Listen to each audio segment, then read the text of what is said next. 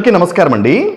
గత ముఖ్యమంత్రి అయినటువంటి వైఎస్ జగన్మోహన్ రెడ్డి గారికి, అలాగే ఇప్పటి ముఖ్యమంత్రి అయినటువంటి నారా చంద్రబాబు నాయుడు గారికి తేడా స్పష్టంగా నిన్న మడకశిర నియోజకవర్గం అనంతపురం జిల్లా పర్యటించినటువంటి నారా చంద్రబాబు నాయుడు గారు ఒక సాదాసీదాగా ఒక ముఖ్యమంత్రి హోదాలో వెళ్ళి అక్కడ బాధితుల్ని మరియు ఈ యొక్క పెన్షన్దారుల్ని కలిసి వాళ్ళ యోగక్షేమాలు తెలుసుకోవడం జరిగింది. ఇది ఒక సీఎంగా ఇది చాలా మంచి నిర్ణయం అని చెప్పేసి నా భావన అండి. ఎందుకంటే గత ముఖ్యమంత్రి గారు అయినటువంటి జగన్మోహన్ రెడ్డి గారు ఎక్కడికి వెళ్ళినా కూడా చెట్లు నరికేయటం, లేదంటే పరదాలు కట్టేయటం, లేదంటే జనాలకి కామన్ పీపుల్కి ఇబ్బంది పెట్టి రోడ్డు బ్లాక్ చేయడం, ఇలాంటి వాటి సంఘటనలు ఎక్కువగా చూసేవాళ్ళం.